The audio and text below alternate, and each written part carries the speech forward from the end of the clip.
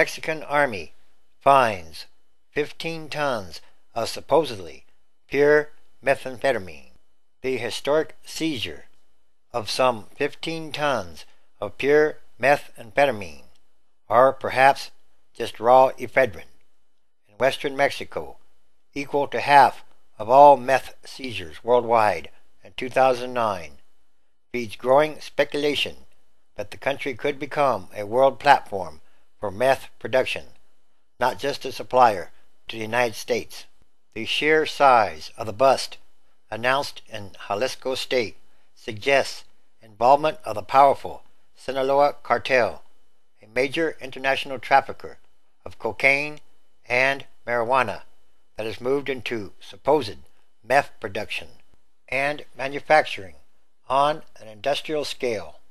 Army officials didn't say what drug gangs could have been behind the dozens of blue barrels filled with supposed powdered meth, or perhaps raw ephedrine. They said the meth was ready for packaging. There was no information on where the drugs were headed.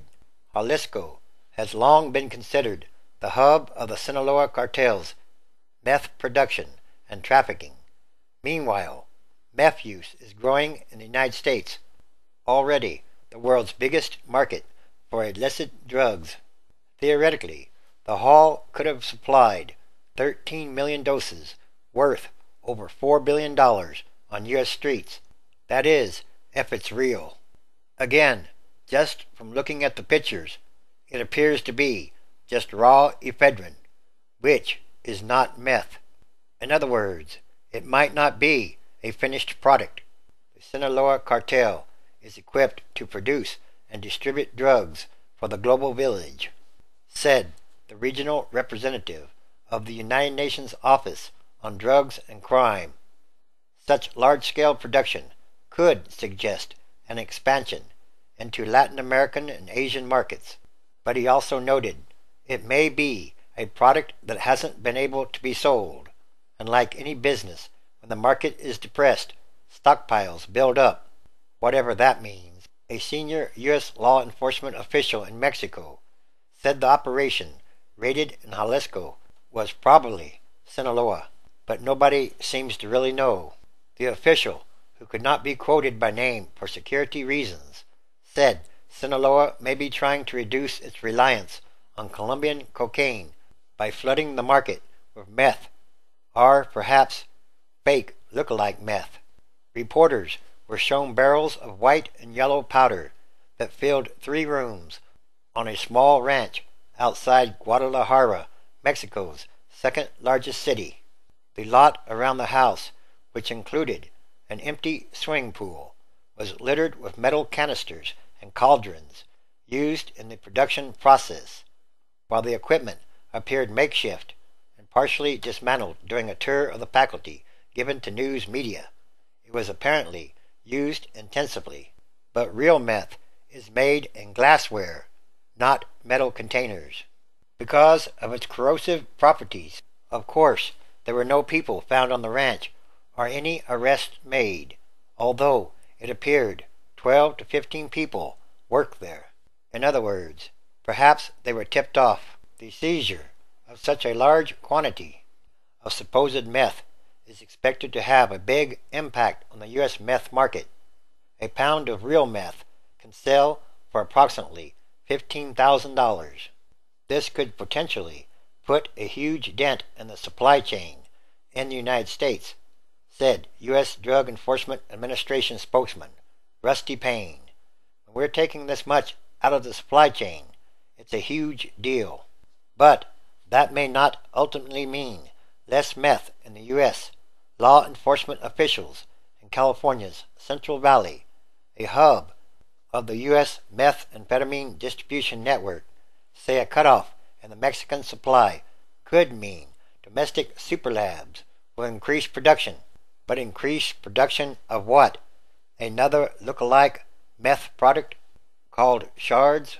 Tom Farmer, director of the Tennessee Methamphetamine Task Force, believes the seizure could have a big impact in his state.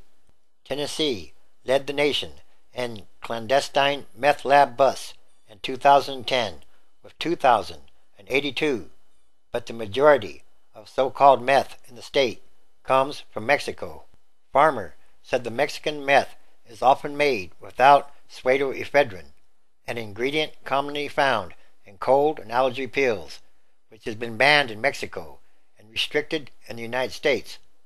Most meth made in clandestine U.S. labs is made with pseudoephedrine, making it a more powerful high, he said. Mexican meth is often called crystal meth, which in reality is called shards. Meth users supposedly prefer domestic dope, Farmer said. What they end up using is a combination of both. They'll use a local dope for special occasions, but when it comes to feeding their habit, they'll revert back to Mexican meth. In other words, they'll use the real dope when they can get it, but when they can't get the real dope, they'll use the fake dope. The Mexican Army said troops received several anonymous tips and found the big drug stash. The Army statement said that the historic seizure is the most important in terms of quantity of methamphetamines seized at one time. In other words, it could be a big propaganda media score for the Mexican Army and could have something to do with money. Big money. The previous biggest bust announced by the Army came in June 2010 when soldiers found 3.1 metric tons, 3.4 tons of supposedly pure meth in 3 interconnected warehouses, along with hundreds of tons of precursor chemicals used to make meth. The size of the Jalisco bust stunned an industrial chemist who wrote the book Secrets of Methamphetamine Manufacture, and is sometimes called the father of modern meth making. I have never seen quantity in that range, he wrote, but he added the amounts of precursors they were importing would produce supposedly multi-tons of product, referring to the dramatic increase in seizures in Mexico of chemicals used to make methamphetamine, usually imported from countries such as China. In December alone, Mexican authorities seized 675 tons of a key precursor chemical, methamphetamine, that can yield its weight in uncut meth. All of the shipments were headed for Guatemala. Officials, meanwhile, seized 7,847 barrels of precursors in 2011, equivalent to some 1,600 tons. The supply of supposed methamphetamine in the United States has been growing, mainly due to its manufacture in Mexico, according to U.S. drug intelligence sources.